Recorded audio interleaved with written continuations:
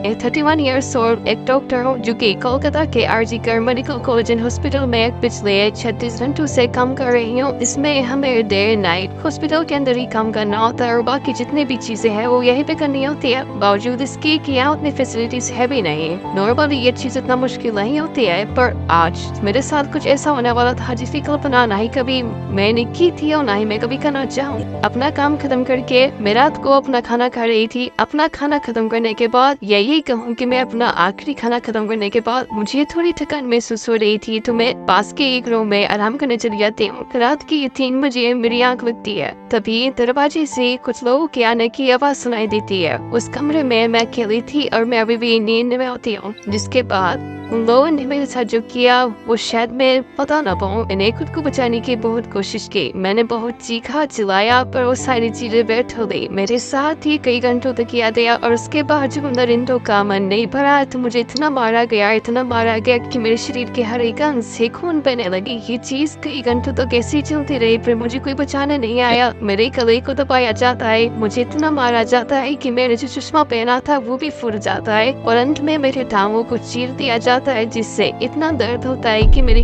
Welcome back boys. I know कि तुम इस केस के बारे में ऑलरेडी जानते होगे और शुरू में इस वीडियो को वैसे रखने का कारण ये था कि मैं चाहता हूँ कि तुम एज ए ब्रदर इस चीज़ को फील करो, इस दर्द को फील करो। मुझे पता है मैं इस दर्द को बयान नहीं कर सकता, मैं नहीं कर सकता, लेकिन मैं चाहता हूँ कि तुम बस थोड़ा सा फील करके देखो आसे ब्रदर की उस पर क्या बीती होगी। ये वीडियो ज़रा सा भी स्क्रिप्टेड नहीं होने वाली है, क्योंकि मैं क्या ही करूं भाई, मैं क्या करूं। मेरे दिल में जो है मैं बस वही बात तुम्हें बताने वाला हूं। मेरे से नहीं लिखा जा रहा भाई। इस दुनिया में रेप तो होते ही रहते हैं, बच्ची के साथ, बूढ़ी के साथ, सबके साथ। तो इस चीज़ में ऐसा नया क्या है। नॉर्मली जब ये चीज़ें होती हैं तो लड़की को ही ब्लेम कर दिया जाता है कि रात में नहीं घूमना चाहिए, छोटे कपड़े नहीं पहनने चाहिए। पर इस केस में क्या भाई, इस केस में क्या, वो तो बस अपना ड्यूटी कर रही थी ना। एक हॉस्पिटल के अंदर ये सब चीजें हुई है। मतलब अब कोई लड़की खुद को कैसे सेफ फील करे। जो लोग डॉक्टर बनना चाहते हैं वो ये केस सुनने के बाद क्या सोचेंगे, क्या समझेंगे, उन पे क्या असर पड़ेगा इन चीजों का। जरा तुम इस क्लिप को देखो।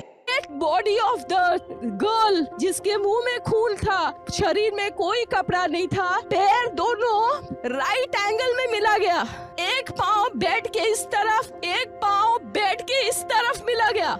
जब तक पेल्विक गर्डल नहीं टूटता है इस तरह 2 पाँव को नहीं चीरा जा सकता है। चश्मे को कूटा गया जिसके वजह से आंखों से खून निकल गया, गले में गला दबाकर मारा गया। ये पूरा पोस्टमार्टम रिपोर्ट में वायरल हुआ है, आप लोग कृपया देखिए।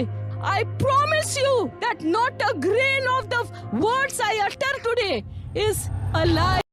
आसिम मैं सच में इस जगह पे टूट गया। मुझे ये बिलीव नहीं होता कि एक इंसान उस इंसान का जान ले सकता है जो दूसरों का जान बचाता है। अगर ये एक गैंग रेप है तो मुझे ये समझ नहीं आता कि उनमें से एक भी इंसान के अंदर ये ख्याल नहीं आया कि मैं कर क्या रहा हूँ, मैं कर क्यों रहा हूँ, मुझे नहीं करना चाहिए ये चीज़ें। क्या एक बार भी उसने फ्यूचर के बारे में नहीं सोचा कि ये करने के बाद क्या होने वाला है, उस लड़की पे क्या बीतेगा, वो लड़की जिंदा भी रहेगी या नहीं रहेगी, उसके साथ क्या होने वाला है। एक बार भी किसी के मन में कैसे नहीं आ सकता ये चीज़।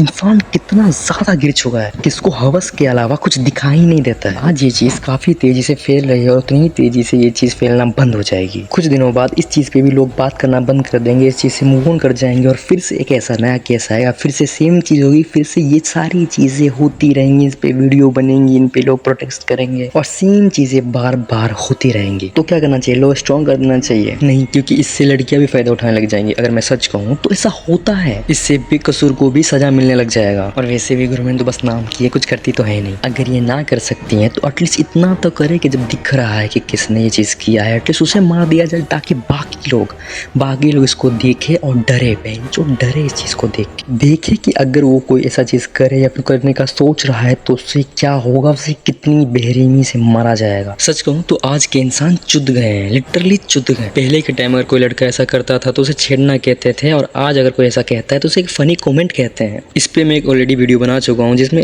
मैंने बताया है कि बच्चियों को कैसे ये लोग अब्यूज करते हैं, कैसी कैसी बातें कहते हैं, और यही कुछ कारण है जो लड़कियों को कमजोर दिखाते हैं और लड़कों को स्ट्रॉन्ग। देखो ये चीजें काफी टाइम से चलती आ रही है, लेकिन हम नहीं चाहते हैं अब कि आगे की जनरेशन भी ऐसी ही रहे। इसके लिए एक छोटा सा बदलाव भी काफी कुछ बदल सकता है। किसी एक इंसान के बदलने से कुछ नहीं होने वाला है, हम सबको बदलना पड़ेगा। ये एकदम गलत चीज़ है कि लड़कियों को घर पे बैठना चाहिए या फिर उनके भाई या उनके पापा हमेशा उनका पीछा करते रहे कि वो क्या कर रहे हैं, कहाँ जा रहे हैं। ये सब चीज़ें नहीं होने वाली, इन सबसे कुछ भी बदलाव नहीं होने वाला है। लड़कियों को खुद को बहुत मजबूत बनाना पड़ेगा ताकि अगर कोई ऐसा चीज़ करे तो वो वहीं पे उनका मुंह तोड़ दे, उनको इतना मारे कि ये देख के बाकियों के अंदर हिम्मत ही ना आए ये करने की। और मुझे तो समझ नहीं आता कि लड़के दूसरी लड़कियों को अपनी बहन, माँ, इन सब बेटियों जैसे देखते ही क्यों नहीं है भाई। जब ये लोग बाकी लड़कियों को भी ऐसे देखने लगेंगे तो उनके मन में आएगा ही नहीं कुछ करने का, ये चीज़ें होंगी ही नहीं भाई। लोग देखते ही नहीं है, वो देखते ही हैं तो उनको पता नहीं कौन सा गांड मरा वाला प्यार हो जाता है। आजकल तो प्यार बस सेक्स के लिए किया जाता है। अगर हम लड़कियों को उस हिसाब से देखें जिस हिसाब से अपनी बहन या माँ को देखते तो ये चीज़ें काफ़ी ज़्यादा कम हो जाएंगी। भाई हम क्यों ही सोचें कि मुझे उस लड़की को पटाना है, मुझे उसके साथ सेक्स करना है, मुझे रोमांस करना है। अगर ये चीज़ें मैं सोचूंगा ही नहीं, ये चीज़ें मैं करूँगा ही नहीं तो भाई ये चीज़ें कैसी होगी भाई, नहीं हो सकती हैं ये चीज़ें। अगर मैं किसी को बहन की तरह देखूंगा तो भाई ये चीज़ें अपने आप ही कम होने लग जाएंगी। बदलाव हमारे अंदर होना चाहिए, सरकार के अंदर नहीं, वो तो कुछ नहीं करने वाली। अगर हम नहीं बदलेंगे तो चीज़ें नहीं होने वाली। हमें साथ मिल के बदलना पड़ेगा, हमें साथ मिल के काम करना पड़ेगा, हमें एक दूसरों को अपने जैसा मानना पड़ेगा। कोई दूसरा नहीं जिसके साथ मुझे मारपीट करनी है या फिर मुझे ये चीज़ें करनी है। अगर ऐसा ना सोचे, हम अपने जैसे सबको माने तो ये चीज़ें नहीं होने वाली है मेरे भाई। और ऐसी चीज़ें आज़ादी के दिन हो गई और मेरा मूड ख़राब हो गया लिटरली। इंडिपेंडेंस डे मुझे मनाने जैसा लगा ही नहीं। इन दी एंड में इतना ही चाहूँगा कि तुम सेफ रहो, भगवान करे कि तुम्हारे साथ ऐसा कुछ ना हो। And happy independence day. जय हिंद।